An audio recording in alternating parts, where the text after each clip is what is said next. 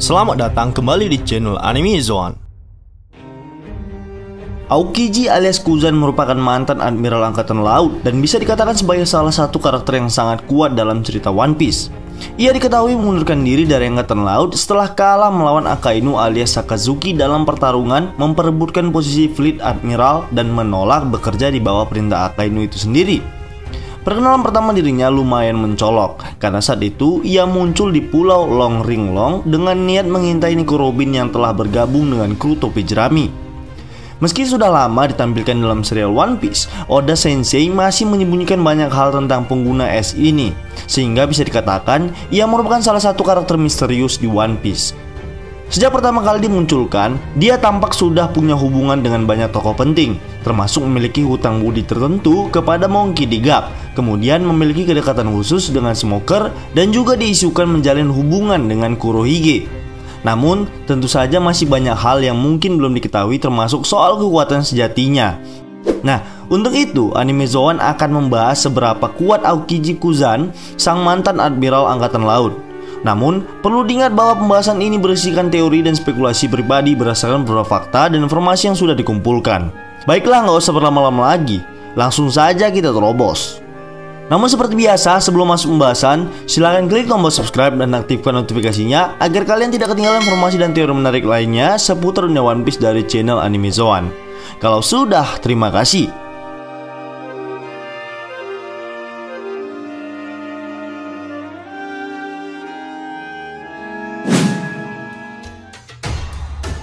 Awal pembahasan akan kita mulai dari siapakah sebenarnya sosok pemilik nama asli Kuzan ini. Seperti yang sudah banyak diketahui bahwa nama Aokiji sendiri adalah sebuah sandi untuk nama aslinya yaitu Kuzan. Selain itu, karakternya sendiri juga terinspirasi dari tokoh di dunia nyata, yaitu seorang aktor senior Jepang, Yusaka Matsuda. Penggambarannya pun benar-benar sangat mirip, sampai raut wajahnya dan sifat mendasarnya.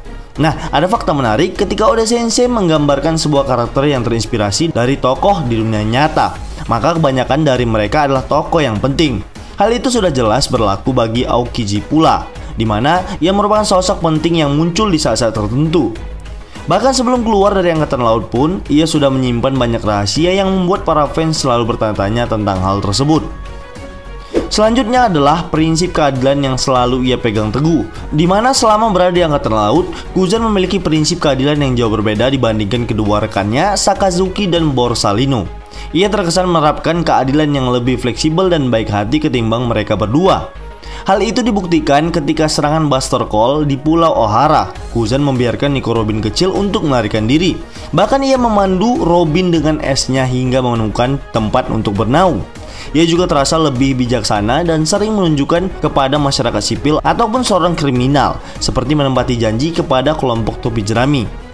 Nah, di saat itu ia berjanji tak menyerang kelompok bajak laut topi jerami setelah Luffy berani bertarung dengannya demi melindungi Nico Robin. Hal itu seperti ia sedang menguji kelompok topi jerami yang dipilih oleh Nico Robin sebagai tempat untuk bernaung. Dan setelah melihat Luffy dan kawan-kawan, ia memutuskan untuk membiarkan mereka pergi dan tak berniat untuk menangkap mereka. Soal perannya di Angkatan Laut juga sangat penting, di mana jauh sebelumnya ia sudah diperlihatkan mengabdi kepada Angkatan Laut dan menjadi salah satu prajurit yang sangat potensial, baik dari segi kekuatan maupun kecerdasan. Hal itu terlihat ketika cerita Strong World, di mana ia tampak sangat dekat dengan Monkey D. Gap. Ia terlihat kagum dengan sosok kakek Luffy ini dan sangat mengidolakannya. Nah, melihat bagaimana Gap sering melatih prajurit Angkatan Laut muda, kami rasa hal itu juga berlaku bagi Kuzan. Kami meyakini bahwa potensi dan kekuatan yang Kuzan miliki juga dipengaruhi oleh Monkey D. Gap sebagai mentornya. Kita bisa melihat bagaimana anak D. Gap seperti Koby menjadi prajurit muda yang sangat kuat. Nah, memang sempat dikatakan bahwa Aokiji saat masih muda adalah seorang monster yang mengerikan di Angkatan Laut. Tapi hal itu tak lepas dari peran Gap yang melatih kemampuan Aokiji dan membuatnya semakin berkembang.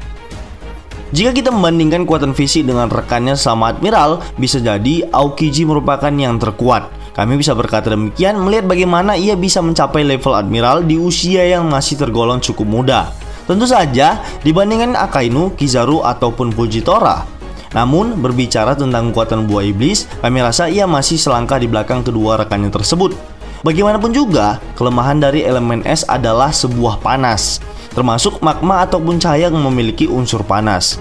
Secara alami, es akan segera meleleh ketika terkena magma yang sangat panas. Begitu pula dengan cahaya milik Kizaru yang terlihat mampu menjadi laser beam dan meledakkan objek yang terkena serangannya. Secara otomatis, kekuatan buah iblis Aokiji akan terlihat lebih lemah dari mereka. Nah, meskipun kalah dari segi buah iblis, kami yakin Aokiji tetap unggul dari segi kekuatan fisik dan intelektual. Hal itulah yang menjadi nilai lebih Aokiji dibandingkan para admiral lainnya. Kemudian tentang pertarungannya melawan Akainu yang menyebabkan dirinya mundur dari Angkatan Laut setelah mengabdi sekian lama.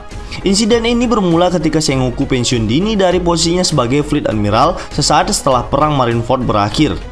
Sengoku sempat mencalonkan Kuzan untuk menjadi penerusnya sebagai Fleet Admiral, namun para petinggi pemerintah dunia dan Angkatan Laut lebih memilih untuk mencalonkan Sakazuki alias Akainu untuk posisi tersebut. Perbedaan prinsip membuat Kuzan tidak ingin berada di bawah perintah Sakazuki dan mengharuskannya untuk bertarung dengan Sakazuki untuk memperebutkan posisi tersebut. Terlihat bahwa di sini Aokiji sebenarnya sudah tidak menyukai Akainu sejak awal karena beberapa faktor. Pertempuran itu sendiri berlangsung selama 10 hari tanpa berhenti, yang bahkan membuat sebagian wilayah Penghazard menjadi es dan sebagian lainnya menjadi panas membara. Akhir dari pertempuran tersebut menyisakan luka serius bagi kedua admiral itu. Namun Sakazuki sendiri hanya terlihat mengalami luka pada bagian telinga yang sobek serta luka pada bagian leher. Berbeda dengan Aokiji, ia sampai harus kehilangan satu kakinya akibat pertarungan tersebut. Tak hanya itu, sebagian besar tubuhnya juga mengalami luka bakar yang sangat serius. Beruntung, ia merupakan pengguna buah iblis Logia yang tentu saja mampu menggantikan anggota tubuhnya yang hilang dengan kekuatan tersebut. Setelah pertarungan yang dahsyat itu, Aokiji yang mengalami kekalahan memutuskan untuk mundur dari Angkatan Laut dan mencoba berkelana secara independen di lautan. Selanjutnya berbicara soal kemampuan haki dari Aokiji sendiri. Sejauh ini memang belum diperlihatkan secara gamblang mengenai kemampuan hakinya. Namun kami meyakini bahwa tokoh sekelas Aokiji yang merupakan mantan admiral sudah jelas harus memiliki haki untuk mampu menduduki posisinya tersebut. Nah, ada yang menarik di sini antara perbandingan haki Bunsoku dan Ken Bunsoku haki miliknya.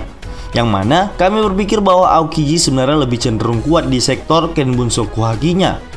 Hal itu terlihat dari bagaimana ia bisa selamat dari serangan Whitebird yang menggunakan haki di ujung pedangnya.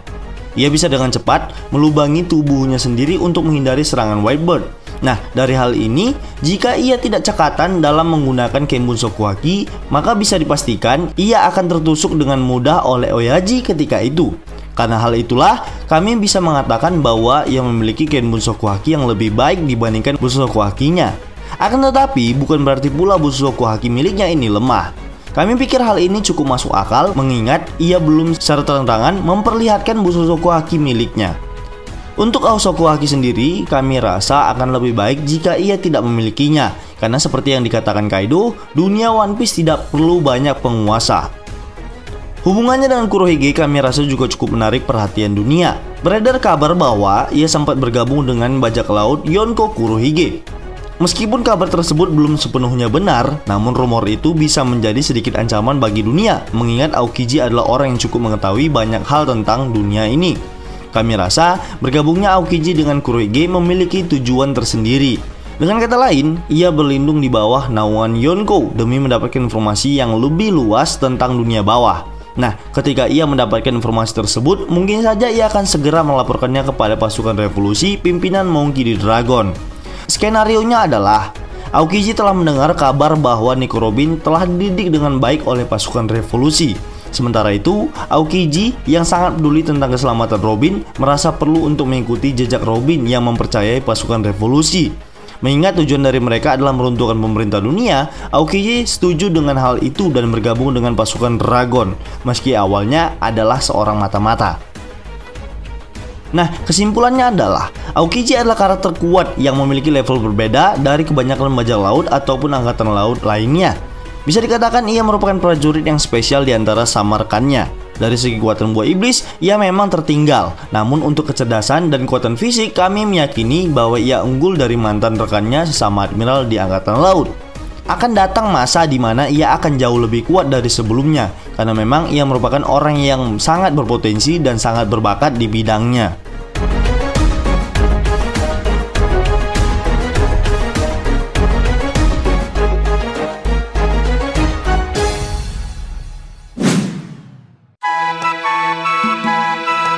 Baiklah, itulah tadi pembahasan tentang seberapa kuat Aokiji Kuzan. Namun perlu diingat bahwa ini semua hanya teori dan spekulasi pribadi dari admin berdasarkan berfakta dan informasi yang sudah dikumpulkan. Jika menurut kalian pendapat kami ini masih keliru, kita bisa berdiskusi di kolom komentar di bawah ini, tentunya dengan sopan dan santai. Jika kalian suka video ini, silahkan like, share, dan subscribe. Satu subscribe dari kalian akan sangat membantu perkembangan channel kita ini. And last word, terima kasih.